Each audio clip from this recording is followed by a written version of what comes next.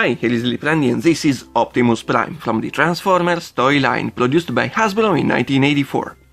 We now know him as Generation 1 Optimus Prime, but when he was born he was only Optimus Prime without any further details, because I bet that no one at Hasbro back then could imagine that 32 years later different versions of the same character would have been still in toy stores.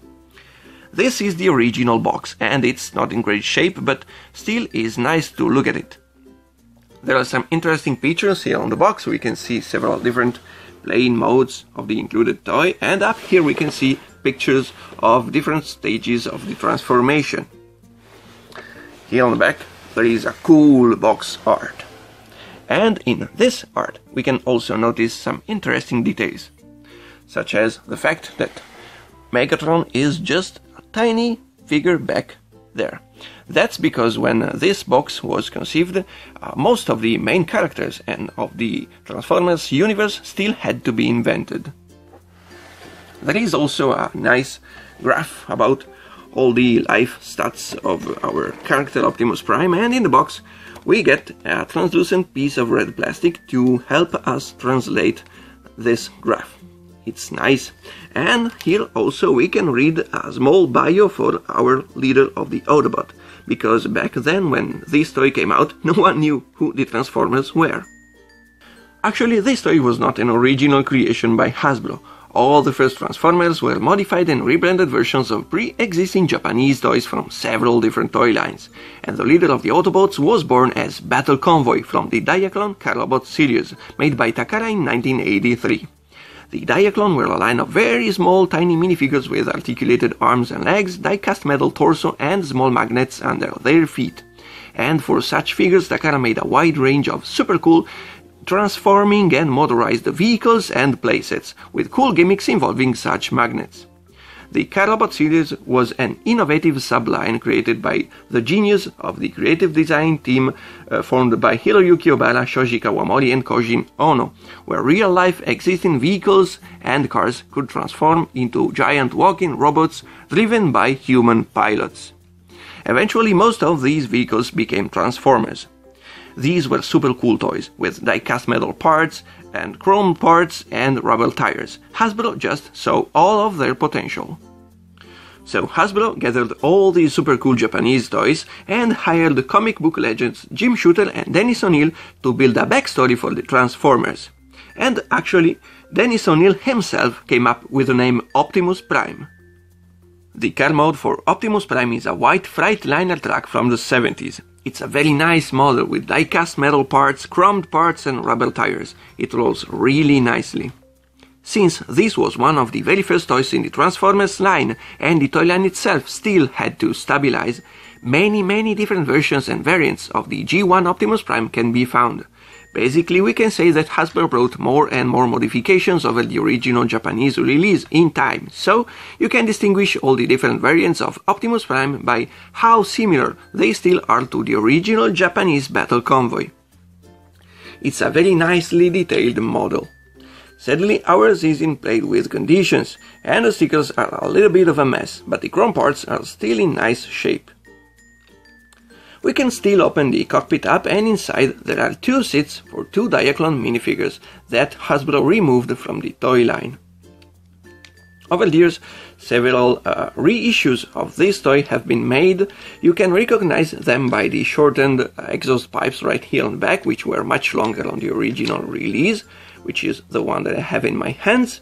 Also the color of the windshields here are a little bit different, and many knockoffs came out in recent years. You can recognize them by some different shapes right here on the front bumper, different pegs for the wheels, different shapes here on the door, and overall the production quality on the knockoffs is not on par with the original toy. The transformation is quite simple. Just pull down the legs this way and flip the feet up. Now we can go to the arms.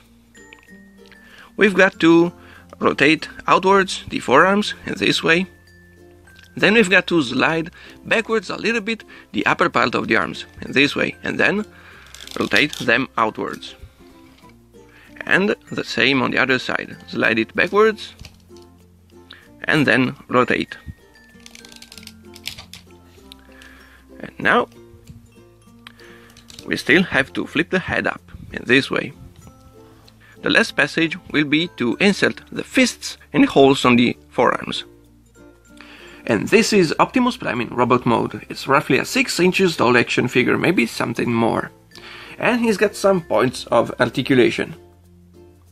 We can move his arms up and down, we can bend his elbows, we can rotate the elbows from side to side, and we can also bend at the knees, which is nice. This is the famous Optimus Prime's face, and it's so cool, baby. This is the reason why he is so popular. We get one accessory for Optimus Prime in robot mode, and it's of course his famous laser cannon. Here it is. Looks nice, and there is a peg here which can be inserted into Optimus Prime's fists, but the portion you can insert is very short. In fact, HASBRO later came out with modified fists with a little bit of plastic more where to insert your peg. And this is the leader of the Autobots. And now we get to the trailer. We can connect it to the truck with a simple peg and hole system. This is the hole down here. You can also see trailers like this one with a hole, with a bunch of holes on the sides. Those were the very first versions of Optimus Prime's trailer, and that's because in the original Japanese battle convoy there were metal plates inside that were attached to the rest of the body with such holes. Then HASBRO removed the metal plates, and of course they removed also the supporting holes. Here on the back we can lower the ramp to allow an Autobot to go up and down. It's really nice, but we can still transform the whole trailer, and to transform it we need to spread these legs wide open on the sides. Here is one, here is the other one. Here on the back we've got to lower the ramp and to open it all up. And he looks quite cool. There are many stickers on the inside, and the biggest ones are these two on the sides. This is where the original toy had metal plates where you could attach the magnets under the small feet of your tiny Diaclone pilots. Also, these other stickers will reveal graphs and monitors for non-existent pilots. Overall, you could clearly tell that something was missing in this toy, because there are still seats for the Diaclone pilots. In fact, there is one right here on this side, another one on this other side, and this cool big cockpit up here can be actually opened up to reveal one more seat. Really neat. Inside this trailer we will get the famous roller, which is a small cart made in blue plastic with 6 rolling wheels. Also, some versions of Optimus Prime had a grey roller. And once again we can still see 4 seats for Diaclone pilots. And this small vehicle will lead us to the very first action feature of this trailer. In fact, we can put roller up here and push it back there. Here on the back there is a button. When we push it, roller will be launched away. Which is nice, but in the original toy this spring was much stronger, and also this launcher had a different shape. We can extend the black arm that supports this blue cockpit. It's quite hard on this toy, but we can make it alright. We can rotate it all around, and there are 2 movable arms attached to this blue section. There is one, a silver articulated arm. We can put it up here and extend it, and there is also a movable pinch on the tip. Very nice. While here on the other side there is a foldable radar dish, and rotating this dial it will move from side to side. Also, a few tiny accessories were included. We get a small black welding gun with a rubber hose, and there is also its black support, and this peg can be inserted in several different holes in the playset. There are 2 right here at the base of this structure. We can put it right here. And we get missiles for these two cannons up here. Now, this toy came out in 1984, when toy industry was still fresh from the infamous said accident involving spring-loaded cannons. So Hasbro just weakened the original springs from the original Japanese toy. As a result, these two cannons are still able to shoot, but it's a very weak shot. These missiles won't go much far away. As a last feature, we can put the whole trailer in vertical position, and we will have a standing base for our Optimus Prime in robot mode. And of course, we can pretend that this mechanical arm is fixing some damage on the robot.